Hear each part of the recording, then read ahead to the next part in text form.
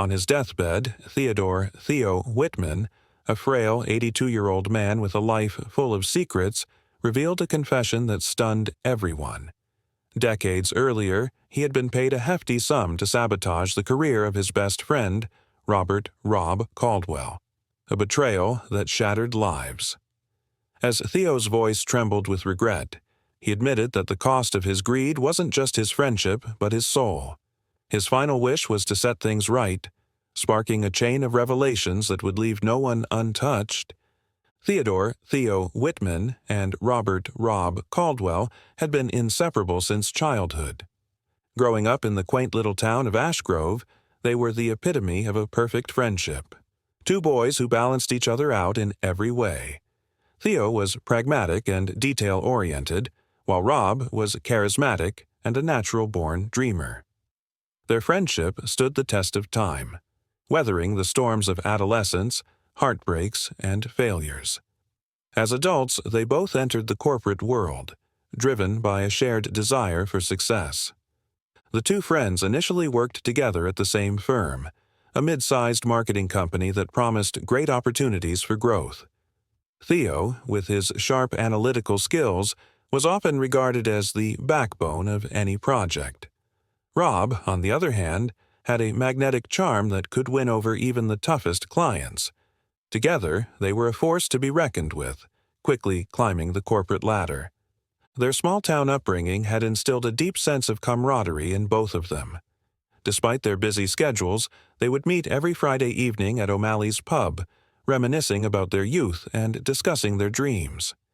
Rob would often joke about how he'd one day become the CEO of a Fortune 500 company and drag Theo along for the ride.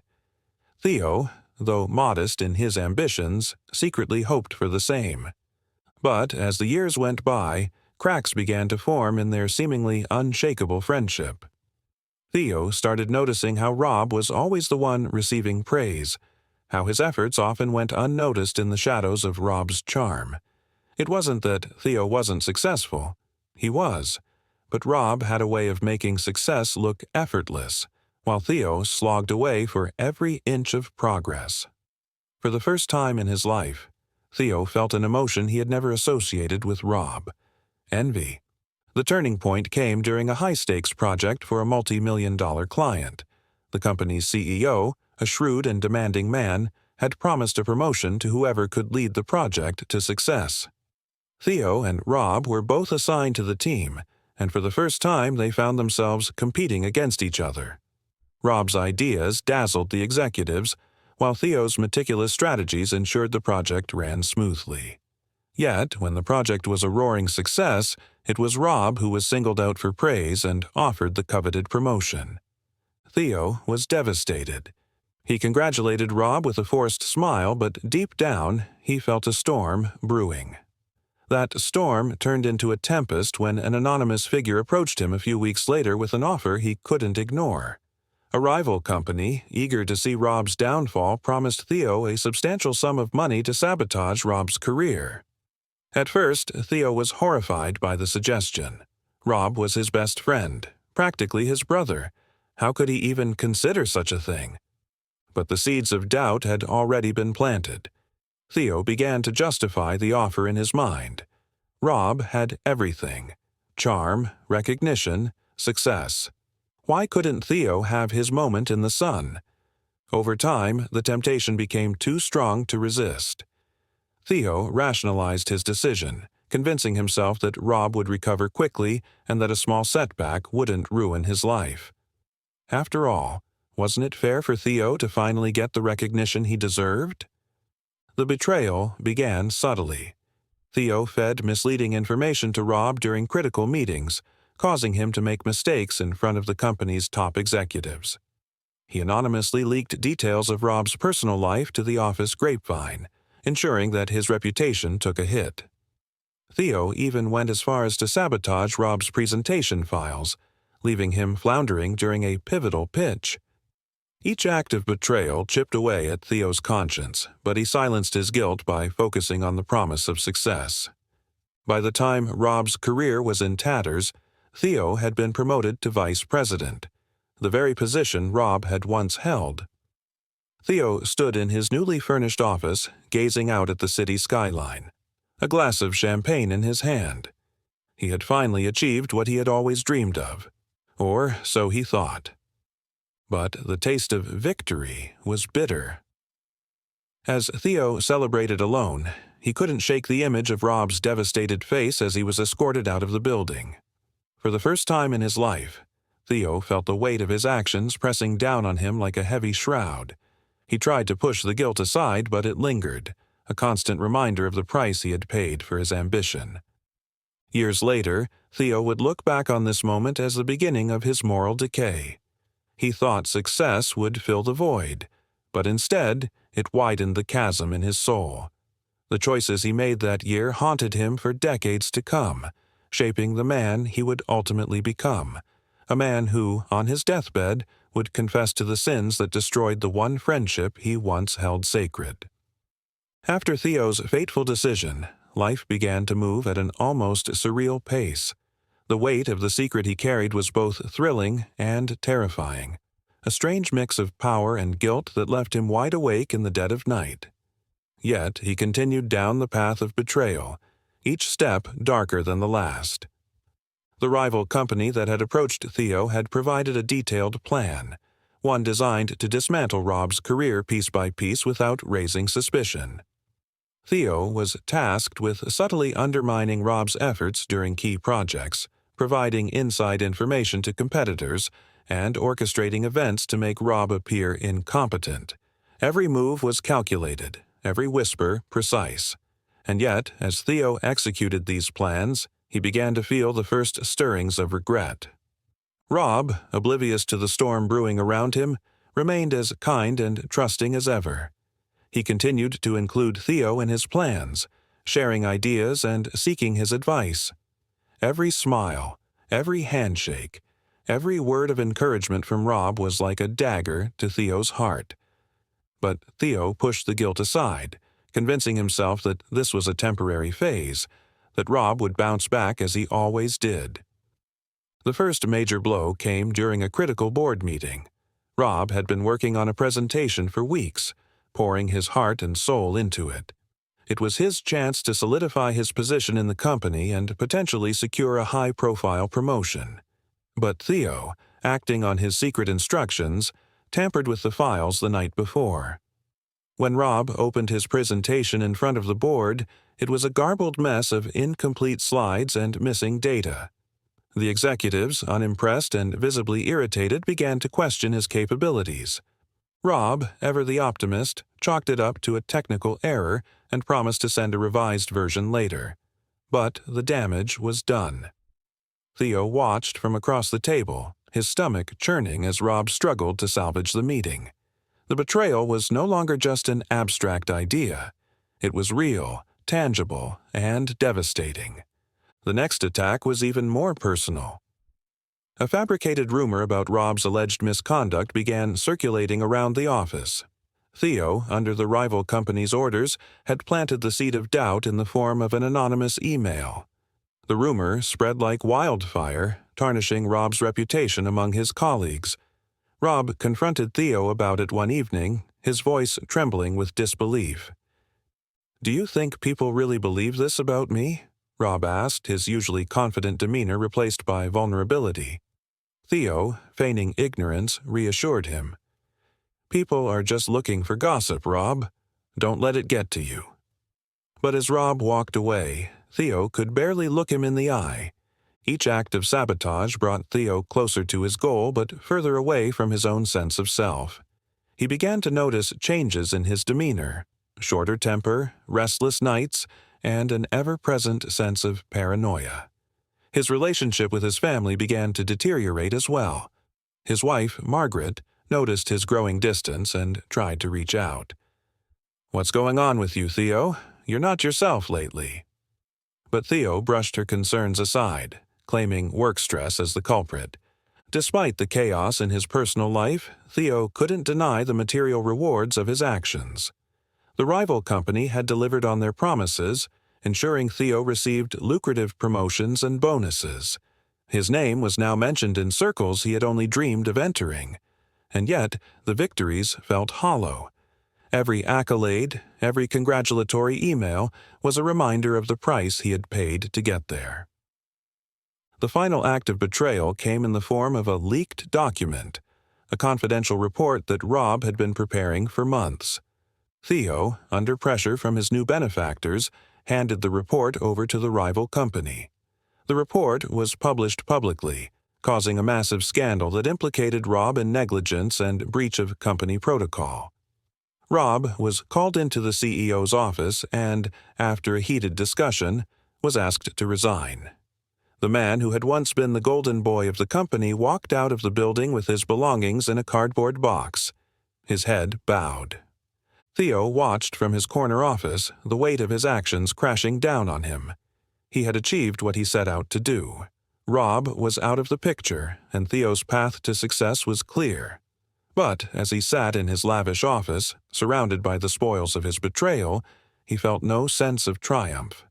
Instead, he felt an emptiness that no amount of money or power could fill. Late that night, Theo received a message from Rob. It was simple and heartbreaking. "I don't know what went wrong, Theo, but I hope you know I always considered you my brother. Take care." Theo stared at the screen, his hands trembling. For the first time, he allowed himself to feel the full weight of what he had done. He had not just sabotaged Rob's career, he had destroyed a bond that had defined his entire life. As Theo closed his laptop, he realized that his journey was far from over. The betrayal was complete, but the consequences were just beginning to unfold, and deep down, he knew that no success could ever erase the scars of what he had done. With Rob out of the picture, Theo's career soared to heights he had once only dreamed of. The promotion to vice president was just the beginning. Within months, he was overseeing multiple departments, negotiating lucrative contracts, and rubbing shoulders with industry elites. His name appeared in trade magazines, his strategies lauded as groundbreaking. To the world, Theo Whitman was a corporate powerhouse, a symbol of ambition and success. But as Theo climbed the ladder of success, the shadow of guilt grew longer and darker. Every congratulatory handshake, every business dinner toast, every magazine feature felt like a cruel joke. He had everything he thought he wanted, but none of it brought the satisfaction he had envisioned. The price of his betrayal loomed over him, casting a pall over even his brightest moments. At home, Margaret, his wife, began to notice the cracks. "You don't seem happy anymore," she said one evening as they sat in their luxurious living room. "You have everything, but it feels like you're not really here." Theo brushed off her concerns, blaming work stress, but he couldn't deny the truth of her words. The passion that had once driven him was gone, replaced by an emptiness he couldn't shake. His children, Emma and Daniel, sensed it too. Once a doting father, Theo had become distant, consumed by work and haunted by his own thoughts. Family dinners were replaced with late-night meetings and business trips, leaving his relationship with his kids strained and hollow. Even the occasional moments of connection felt forced, a performance to mask his inner turmoil. The guilt began to manifest in other ways. Sleepless nights plagued him, haunted by dreams of Rob's face, confused, hurt, and betrayed. In these dreams, Rob didn't lash out or curse him. He simply asked, "Why, Theo?" The question echoed in Theo's mind, a haunting refrain that followed him through his waking hours. The guilt was inescapable, a shadow he couldn't outrun. Despite his inner torment, Theo doubled down on his work, hoping to drown out his guilt with the noise of success. He took on more projects, attended more events, and pushed himself harder than ever before. Yet, the emptiness only grew. It was as if every accomplishment added another brick to the wall, separating him from his own humanity. The breaking point came during a charity gala hosted by his company. Theo was the keynote speaker, tasked with delivering a speech on integrity and leadership. As he stood at the podium, gazing out at the sea of executives and dignitaries, he felt an overwhelming wave of nausea. The irony of speaking about integrity while harboring such a dark secret was unbearable. His voice faltered, his words hollow and mechanical. The applause that followed felt more like mockery than praise. That night, alone in his office, Theo stared out at the city skyline. The glittering lights of the building seemed cold and distant, a stark contrast to the warmth and camaraderie he had once shared with Rob. He thought about their years of friendship, the dreams they had nurtured together.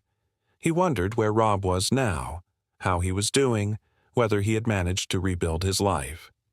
The questions gnawed at him, but he was too afraid to seek the answers. As time passed, Theo's success continued to grow, but so did his isolation. Margaret stopped trying to reach him, their marriage reduced to a polite arrangement. Emma and Daniel moved away, their once close bond with their father a distant memory. Theo was left alone, surrounded by accolades that felt meaningless. In an attempt to ease his conscience, Theo began donating large sums of money to causes he believed Rob would have supported: scholarships for underprivileged students, funding for small businesses, grants for community centers.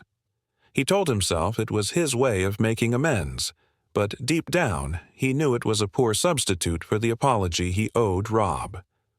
One day, while reviewing proposals for a philanthropic initiative, Theo came across a name that made his heart stop: Robert Caldwell. It was listed as the founder of a nonprofit organization dedicated to helping people rebuild their lives after personal and professional setbacks. Theo felt a surge of emotions: relief, guilt, fear, and an unexpected glimmer of hope. Rob had found a way to move forward, just as Theo had once rationalized he would, but instead of feeling vindicated, Theo felt even more ashamed. For the first time in years, Theo considered reaching out to Rob. He drafted an email, pouring out his heart, confessing everything, and asking for forgiveness. But as his finger hovered over the send button, doubt consumed him. What if Rob refused to forgive him? What if the act of confessing only reopened old wounds? Paralyzed by fear, Theo closed his laptop, the message unsent. Theo Whitman's rise was the epitome of ambition and success, but it was also a tale of profound loss. The man who had once valued friendship above all else had become a prisoner of his own choices, trapped in a life that looked perfect on the outside, but was hollow within. And as Theo sat alone in his corner office, surrounded by the trappings of his success, he couldn't help but wonder if the price he had paid was far too high. Years passed, and Theo Whitman's world became smaller and lonelier. His professional achievements remained intact, but his personal life had all but disintegrated. Margaret, his wife, had left him, citing irreconcilable differences. His children, now adults, rarely called or visited. Even his colleagues seemed to keep their distance, wary of the hardened, somber man he had become. Theo's life was a house of cards, standing tall but empty within. One crisp autumn afternoon, Theo decided to escape his office and take a walk through the city park. It had been years since he had taken the time to simply observe the world around him: the crunch of leaves underfoot, the chatter of children playing, and the sight of couples holding hands. All of it felt foreign to him, a distant echo of a life he no longer recognized. As he wandered aimlessly, Theo noticed a small crowd gathered near a park bench. At the center of the group was a man speaking animatedly, his voice warm and inviting. The man held the attention of his audience effortlessly, his words laced with encouragement and hope. Curious, Theo moved closer, his heart stopping as he recognized the speaker. It was Rob Caldwell. Theo's breath caught in his throat. Rob looked older, his hair peppered with gray, but his presence was as magnetic as ever. He was dressed simply, his clothes modest but clean. Beside him was a banner that read, "Rebuilding Lives Foundation," the nonprofit Theo had discovered months earlier. Rob was speaking about resilience, about overcoming setbacks, about finding purpose after loss. His words resonated with the crowd, and Theo felt a pang of guilt so sharp it nearly brought him to his knees. After the speech ended, the crowd began to disperse and Rob started packing up his materials. Theo stood frozen, torn between the urge to flee and the need to confront his past. Summoning every ounce of courage, he approached Rob, his heart pounding in his chest. "Rob," Theo said, his voice barely above a whisper. Rob turned, his expression shifting from curiosity to shock. For a moment, neither man spoke. Then Rob's face softened and he extended a hand. "Theo," he said simply, his tone calm but guarded. Theo took the offered hand, his own trembling. "I didn't expect to see you here," he said, his words stumbling over themselves. I've been meaning to reach out." Rob nodded, his gaze steady. "It's been a long time," he said. "How have you been?" The question, so simple yet so loaded, left Theo at a loss. How could he sum up years of guilt, regret, and loneliness in a single response? "I've been surviving," he finally said. "And you? It seems like you've done well for yourself." Rob smiled faintly. "I've had my share of challenges, but I've found peace in helping others. It's been fulfilling in ways I never imagined."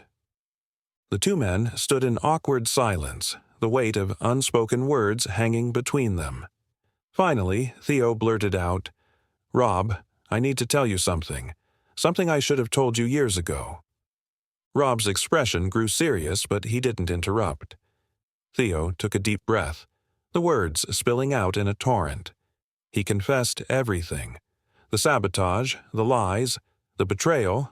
He spoke of the guilt that had consumed him, the emptiness of his success, the nightmares that haunted him. By the time he finished, his voice was hoarse and tears streamed down his face. Rob listened without interruption, his face unreadable.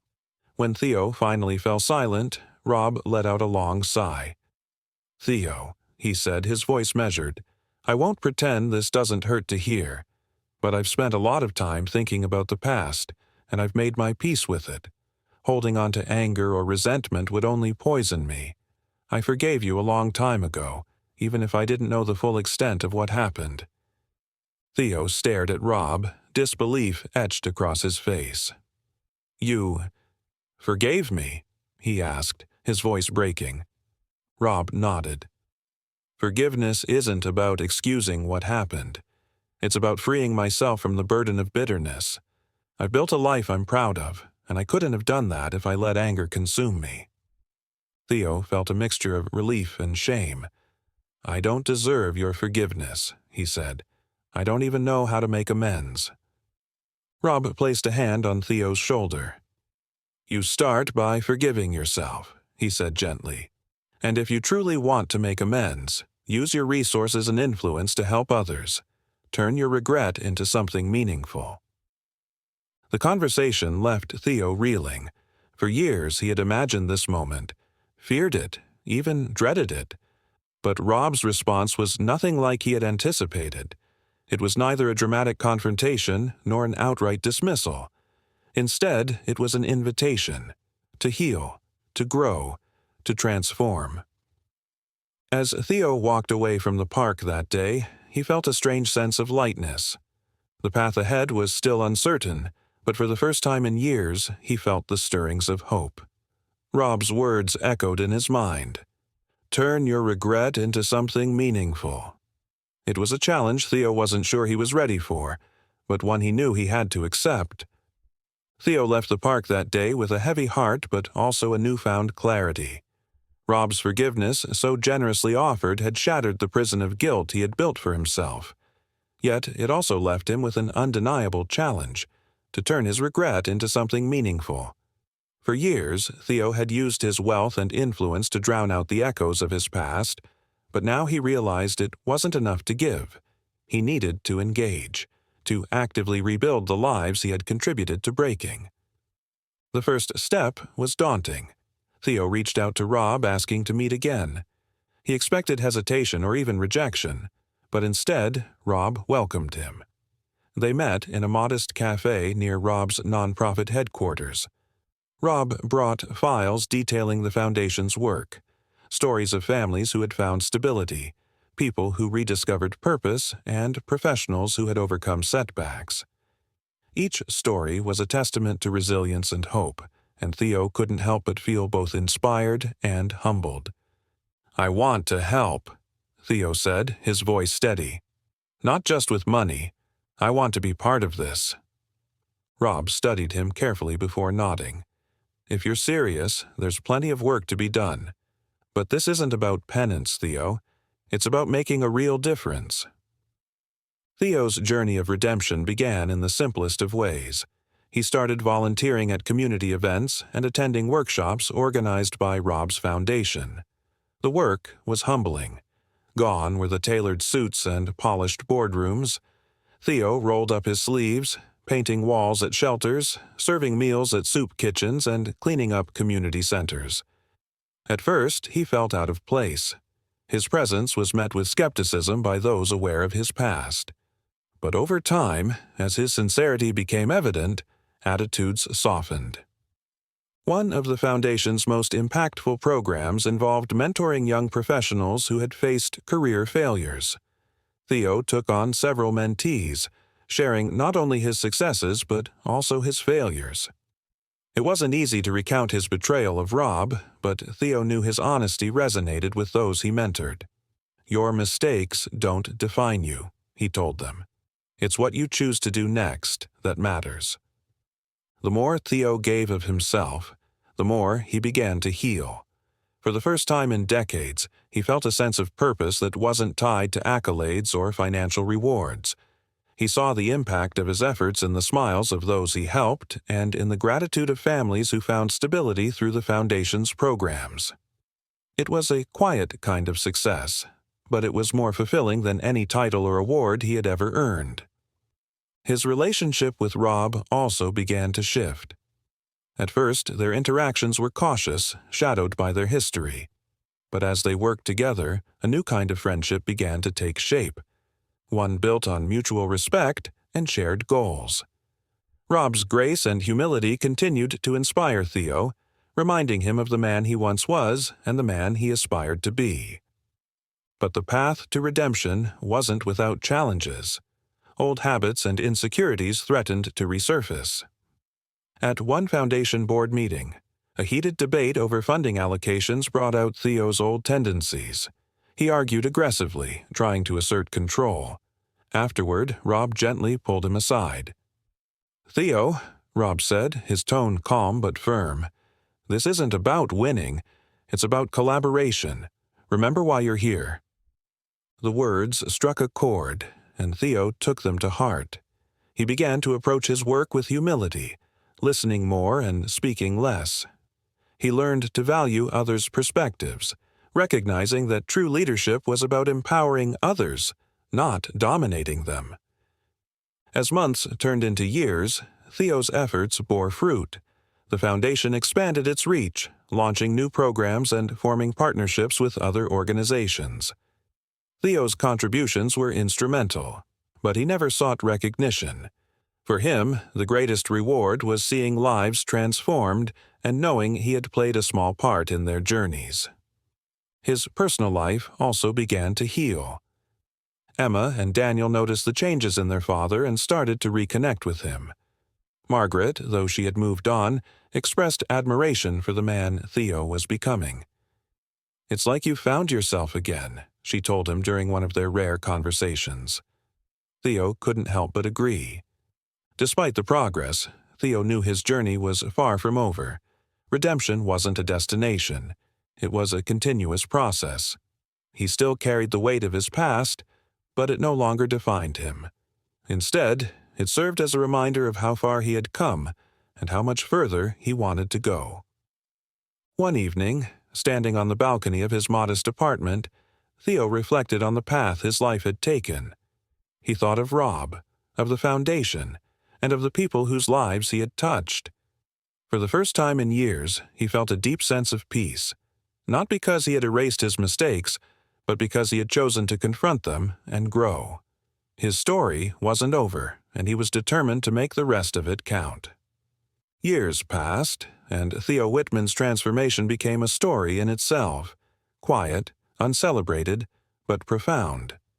The man who once betrayed his best friend in pursuit of success had dedicated the rest of his life to building others up. Yet, as he entered his twilight years, Theo knew there was one final chapter of his journey he had yet to complete. Theo's health began to decline in his early 70s. The years of stress, guilt, and relentless work had taken their toll. He found himself spending more time at home, reflecting on the life he had lived. The balcony of his modest apartment became his sanctuary, a place where he could gaze out at the city he once tried to conquer and now sought only to serve. It was during one of these quiet evenings that an idea began to form, one that would bring his story full circle. Theo reached out to Rob, who had become not only a colleague but a close friend. "Rob," Theo said during one of their regular coffee meetings, "I've been thinking about the foundation, about how it can outlive us both." Rob raised an eyebrow. "What do you have in mind?"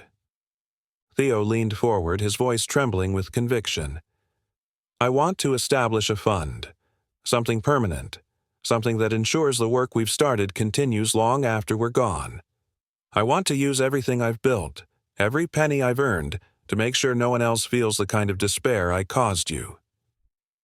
Rob was silent for a moment, his expression a mix of surprise and admiration. "That's a big commitment, Theo." "It's the right thing to do," Theo replied. "I can't undo the past, but I can ensure the future is better because of it." Over the next few months, Theo poured himself into the project. He worked with legal advisors, accountants, and the Foundation's team to create the Caldwell Whitman Resilience Fund. The fund would provide scholarships, grants, and support programs for those facing personal and professional hardships. Theo insisted that Rob's name come first. It was, after all, Rob's spirit of forgiveness and resilience that had inspired the endeavor. The announcement of the fund was met with widespread support. For the first time in years, Theo found himself in the public eye again, but this time it was for something he could genuinely take pride in. News outlets covered the story of the former corporate titan who had dedicated his wealth to helping others. Yet, despite the accolades, Theo remained humble. "This isn't about redemption," he told reporters. "It's about responsibility." As the fund took shape, Theo began to feel a sense of closure he had never experienced before. His relationship with his children deepened as Emma and Daniel became involved in the Foundation's work, continuing the legacy their father had started. Margaret, though remarried, expressed her admiration for Theo's efforts, often attending events in support of the Foundation. But as much as Theo cherished these moments, he knew his time was limited. His health continued to decline, and he was eventually diagnosed with a terminal illness. Rather than despair, Theo embraced the time he had left with gratitude. He used his remaining days to mentor the next generation of leaders within the Foundation, ensuring the work would carry on without him. One evening, as Theo lay in bed, surrounded by family and friends, Rob visited him. The two men shared a quiet moment, reflecting on the journey they had taken together. "You know," Rob said, his voice filled with warmth, "you've come a long way, Theo." Theo smiled weakly. "I couldn't have done it without you, Rob. Your forgiveness gave me a second chance." Rob shook his head. "You took that chance and turned it into something extraordinary. That's all you." Theo's final days were peaceful. He passed away in his sleep, leaving behind a legacy of compassion and redemption.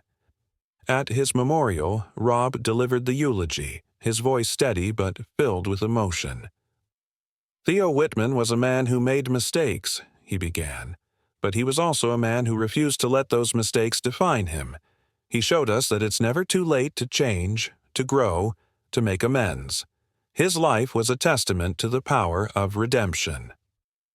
The Caldwell Whitman Resilience Fund continued to thrive, touching countless lives and embodying the spirit of its founders. For those who benefited from its programs, Theo Whitman was not just a name, but a symbol of hope and the possibility of transformation. Years later, a young woman named Clara, a recipient of one of the fund's scholarships, spoke at an event honoring the foundation. "I never met Theo Whitman," she said, "but his story inspired me. It taught me that even the darkest past can lead to a bright future. Because of him, I've been able to chase my dreams, and for that, I'll always be grateful." Theo's story lived on in the lives he touched and the work he began. He had not only redeemed himself, but had also created a legacy that would outlast him, proving that even the deepest wounds could heal and lead to something extraordinary.